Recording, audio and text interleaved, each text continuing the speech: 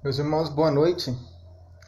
Às 7 horas, estamos finalizando mais uma semana, 7 horas da sexta-feira, né?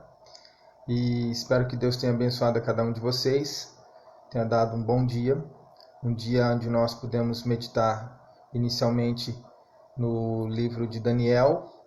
A Ana Rosa está chegando, boa noite, Ana Rosa. E nós pudemos meditar no livro de Daniel e tirar algumas lições para as nossas vidas. Boa noite, Natália. E agora nós vamos meditar no Evangelho segundo Marcos, tirar outras lições para as nossas vidas, né? O nosso objetivo é, nesse período, se nós vamos continuar com essas meditações ou não, isso é um assunto futuramente, mas nesse período que nós estamos de quarentena, ou de pelo menos a maioria, né, porque tem muita gente que eu estou sabendo que está andando, estudarmos este evangelho, se tudo correr bem inteiro, ou pelo menos até onde der para nós estudarmos, da mesma maneira com o livro de Daniel, tá bom? Então nós vamos estudar, é uma devocional, ou seja, não é uma questão muito aprofundada, mas também não é uma questão muito superficial, mas nós vamos tentar estudar cada bloco. Se for um bloco grande, um pouquinho por dia; se for um bloco pequeno, todo ele. Nós vamos orar então, agradecer a Deus por esse dia, das boas-vindas também Solange, o Dailson, também a Thaís e o Alexandre, que eu já visualizei, os demais irmãos que já se manifestaram, Dona Chiquinha, Deus abençoe a senhora, Leonardo, Deus os abençoe. Vamos orar, pedir que Deus esteja nos guiando nessa noite. Senhor, nós louvamos o Teu nome, porque só o Senhor é digno de toda honra, toda glória e todo louvor. O Senhor é Deus, o Senhor continua sendo Deus, o Senhor será sempre Deus. Ninguém se compara a Ti, e não existe outro que seja semelhante ao Senhor ou que vá além do Senhor. O Senhor é absoluto e absolutamente reina sobre todas as coisas. Nós agradecemos a Ti e nos voltamos para o Senhor porque reconhecemos que, sendo o Criador, o Senhor é que tem o domínio sobre cada um de nós, sobre a história do mundo, e o Senhor também tem seus planos. E Tu és um Deus vivo, um Deus que se relaciona conosco. E a maior expressão desse relacionamento foi a encarnação do Teu Filho, porque Ele veio para nos revelar o Senhor e também para cumprir cabalmente o Teu plano para o nosso resgate, para o resgate do julgamento que seria contra nós, para que tudo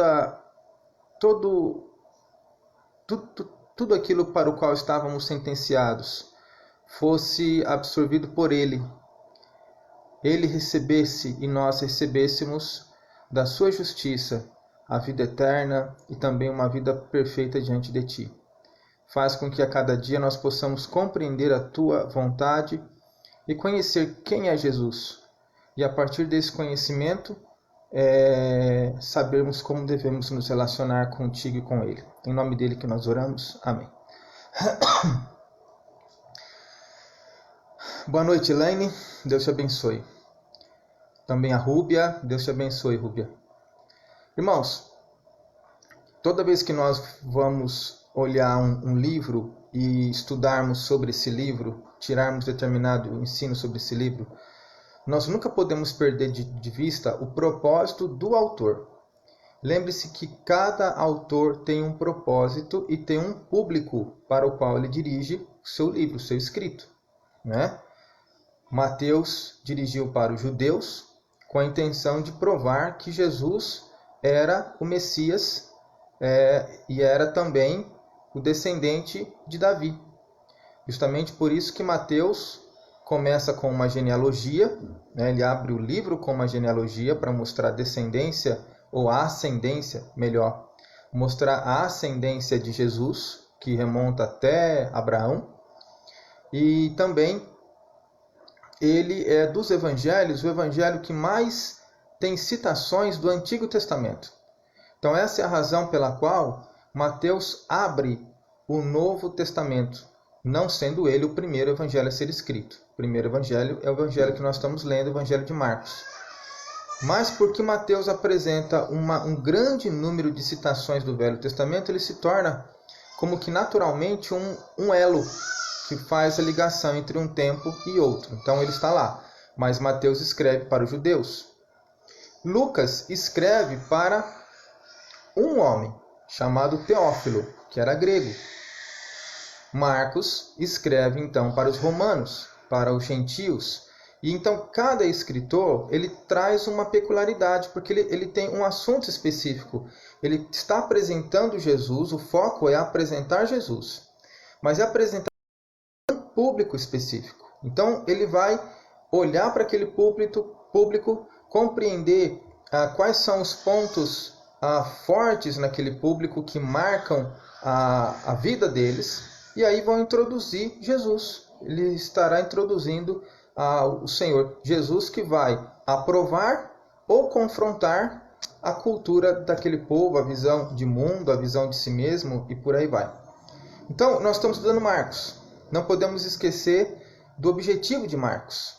Marcos está apresentando aos gentios, ou seja, a um grupo de pessoas que não é judeu e que eram romanos, não é? Por isso que o nome dele é Marcos, porque o nome real mesmo é João. É um nome hebraico, o autor era um judeu, mas Marcos, vamos dizer assim, é um apelido romano. Marcos é um apelido romano. Marcos é um apelido romano e era com este nome que ele se apresentava perante os romanos. Então, qual que é o objetivo dele? É mostrar que a mensagem dele de boas novas, a mensagem dele do Evangelho, não vem dele mesmo, ele não é o autor, a origem não está nele, a origem está nas Escrituras Sagradas. Ele menciona lá no capítulo 1, no comecinho, a profecia de Malaquias, a profecia de Isaías, aí ele remonta para João Batista, dizendo que João Batista era o cumprimento desses dois profetas, daquilo que eles anunciaram sobre Jesus, e no final, então, João Batista aponta para Jesus. E aí João Batista sai de cena e Jesus entra em cena. E agora Marcos está apresentando quem é esse Jesus. Então nós vimos no primeiro momento que esse Jesus ele é amado pelo Pai, porque no batismo Jesus diz, não é? Que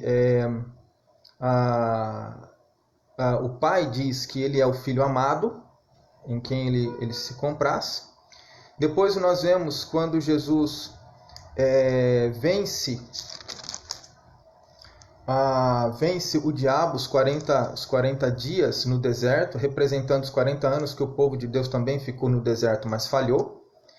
Depois nós vemos quando a pregação de Jesus, que se baseia no arrependimento e na fé. Depois nós vemos como ele chama os discípulos que deixaram tudo para poder segui-lo. Ele chama 4 discípulos inicialmente, André e Simão, e Tiago e João, filhos de Zebedeu. E aí depois ele vai para Cafarnaum, que foi o texto que nós lemos há 2 dias atrás. Ele vai para Cafarnaum, entra numa sinagoga, começa a ensinar na sinagoga, e aí os 2 ensinos que nós tiramos dali é que Jesus fala como quem tem autoridade, né? O ensino dele é completamente distinto de todos os outros, principalmente dos escribas e fariseus, que eram aqueles que ensinavam. E também o fato de que ele tem poder sobre o mundo espiritual quando ele expulsa um demônio. Manda que o demônio se cale e expulsa, porque o demônio estava falando quem ele era, não era para falar. E ele expulsa esse demônio, ou seja, ele tem poderes até mesmo sobre o mundo espiritual. Hoje nós ficaremos então com o capítulo 1 dos versos, a partir do verso 29. Capítulo 1, verso 29 de Marcos. Diz assim: E saindo eles da sinagoga, foram com Tiago e João, diretamente para a casa de Simão e André. A sogra de Simão achava-se acamada, com febre, e logo lhe falaram a respeito dela. Então, aproximando-se, tomou-a pela mão, e a febre a deixou. Passando ela a servi-los. Então, veja bem, vamos novamente fazer a pergunta de Marcos. Quem é esse Jesus que eu estou anunciando? Essa pergunta que sempre se deve fazer quando Marcos escreve. Quem é esse Jesus? Porque é a pergunta que o pessoal faz, né? Lá no versículo 27 do capítulo 1, quando Jesus expulsa o demônio, o pessoal pergunta: que vem a ser isto? Uma nova doutrina? Com autoridade ele ordena aos espíritos imundos e ele lhes obedece. Então ele está perguntando: quem é esse Jesus? Olha o que ele está fazendo, né? E vai haver aqui outros textos que vão fazer essa mesma pergunta: quem é esse Jesus?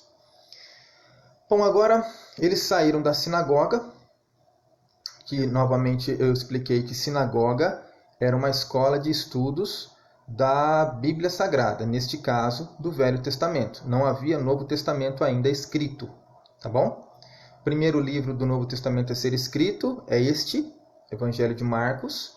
Marcos foi escrito entre o ano 62 a 69.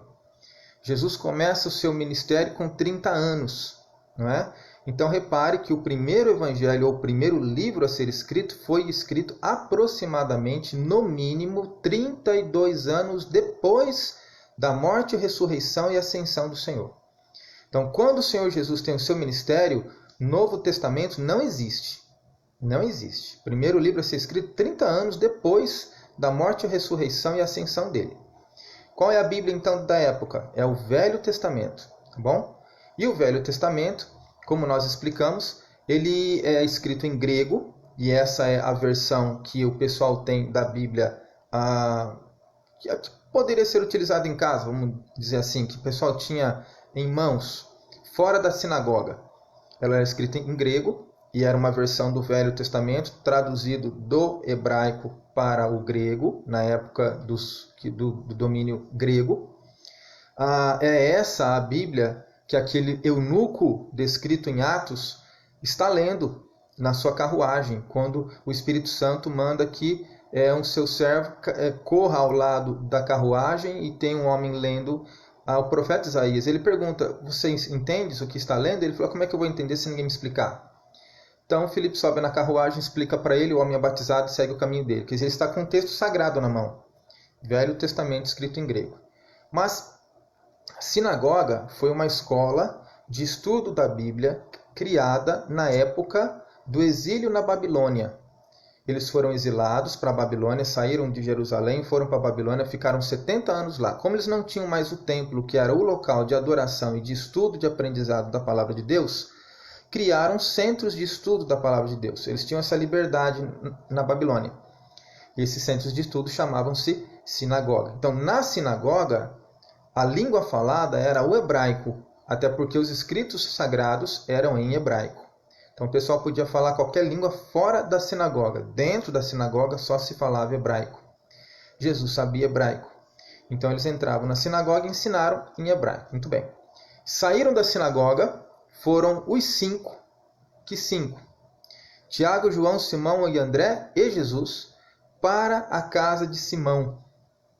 E aí diz lá, versículo 30. A sogra de Simão achava-se acamada, com febre, e logo lhe falaram a respeito dela. Quem é Simão? Simão futuramente tornar-se-á o Pedro, não é? Então Simão aqui é Pedro. E este é o relato que diz que Pedro era casado, porque ele tem uma sogra. Em nenhum momento se fala da esposa de Pedro. Não se sabe se ele era viúvo, se a esposa dele estava ali ainda, mas diz que ele tinha uma sogra. Então Pedro era casado. Pedro não foi solteiro, né? Pedro era casado. Ao que tudo indica, a sogra dele estava ali na casa, não é? A sogra de Simão achava-se acamada, com febre, e logo lhe falaram a respeito dela. O versículo 29 diz que foram com Tiago e João diretamente para a casa de Simão e André. Então, essa casa familiar e a sogra de Pedro ali estavam. O versículo 31 diz, e aqui que repousa o nosso ensino: então, aproximando-se, no caso Jesus, tomou-a pela mão, e a febre a deixou, passando ela a servi-los. Quem é esse Jesus? Muito bem, esse Jesus é aquele que cura enfermidades. Ele tem poder sobre as enfermidades. É isso que Marcos está dizendo para os seus leitores. Ele tem poder sobre o mundo espiritual. A palavra dele é com autoridade. Ele é o Filho amado de Deus e ele tem poder sobre as enfermidades. Repare que aqui, mais uma vez, ninguém pede nada. Não há relato aqui de que alguém esteja pedindo que Jesus cure. Nem da mulher acamada, nem de Simão. Jesus vê a mulher, obviamente ele vai visitá-la, não é? Provavelmente no seu leito. E ele resolve curá-la. Então, a primeira lição que nós sabemos, né? Isso aí nós sabemos de cor salteado, faz parte da composição de muitas orações. A maioria das orações que são feitas pedindo cura. A maioria das orações são feitas com aquele jargão, tu és o médico dos médicos, não é? Então todo mundo sabe que Jesus cura. Mas aí vem um desfecho agora. Aqueles que recebem a cura, o que é que Jesus espera que se faça? Então veja lá, o versículo 31. Então aproximando-se, tomou-a pela mão, e a febre a deixou, passando ela a servi-los. A mulher foi curada, e imediatamente a sua cura, ela se levantou e ela foi servi-los. Servi-los. O que Jesus espera de nós, irmãos, ou daqueles que recebem alguma coisa dele, é que sirvam ao Senhor. E aí repousa uma questão muito interessante, porque o serviço, ele é uma coisa contínua. Nós precisamos ter disposição para servirmos a Deus. E quando nós servimos a um Senhor, nós servimos dentro da metodologia desse Senhor, para agradar esse Senhor. O trabalho feito para o Senhor não é de acordo com aquilo que o servo quer fazer, porque senão ele corre o risco de não agradar ao Senhor. Mas é de acordo com o Senhor, porque ele está sendo agradado. Então, uma das maiores maneiras de demonstrar gratidão é servindo. Servindo a Jesus e servindo também as pessoas que estão ao nosso redor.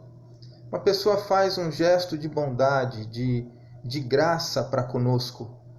Uma das maiores maneiras de gratidão não é só dizer obrigado, mas é servi-lo.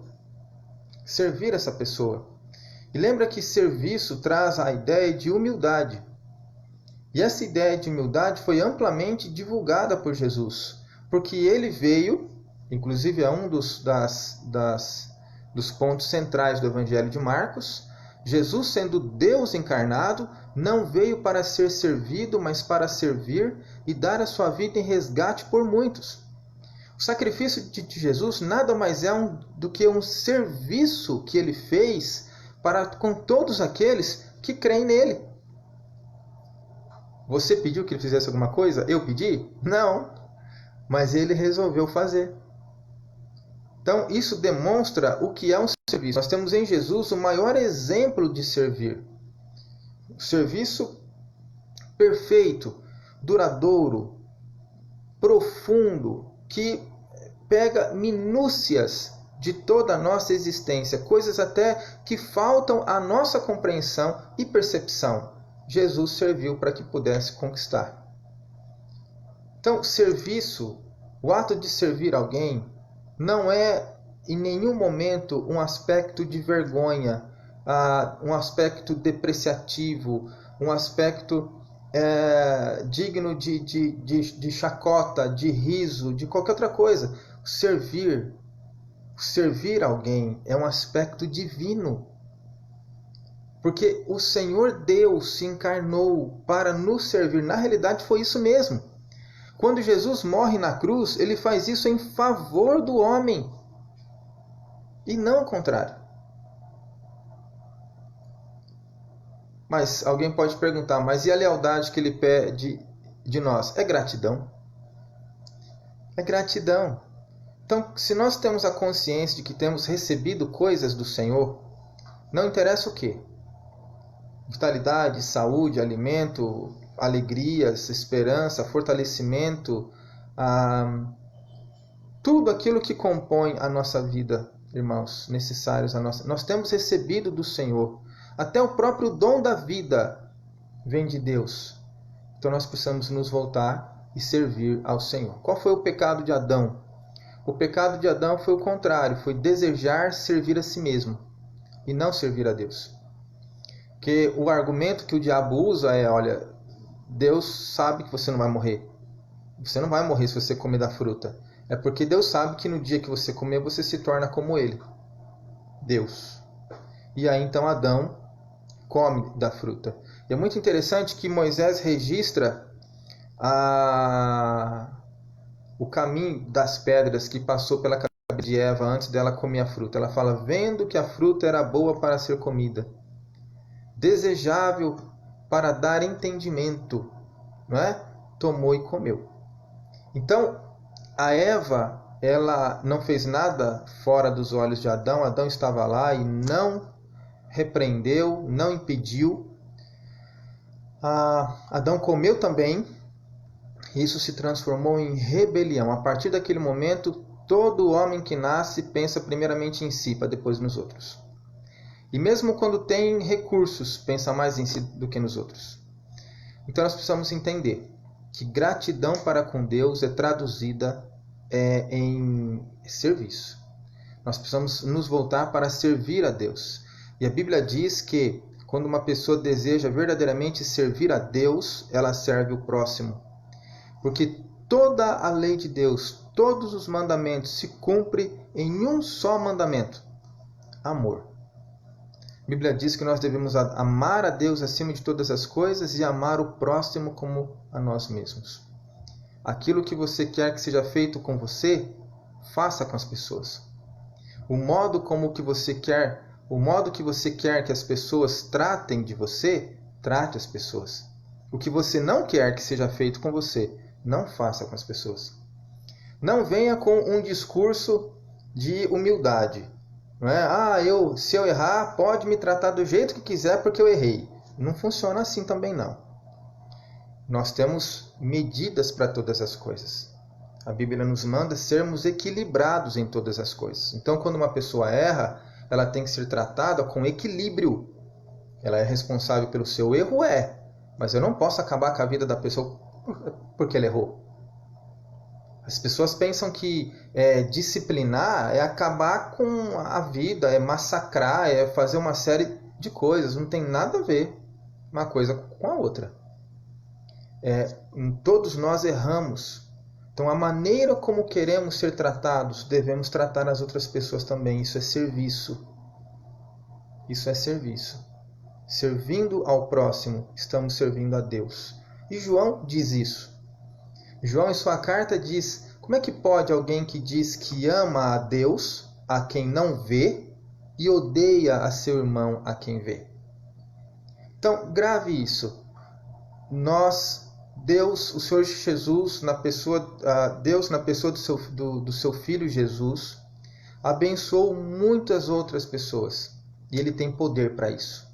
Ele tem poder para curar. Ele tem poder sobre o mundo espiritual. Mas Ele também quer ser servido. A melhor maneira de nós demonstrarmos gratidão ao Senhor é servindo ao Senhor com todo o coração e servindo ao próximo como a nós mesmos.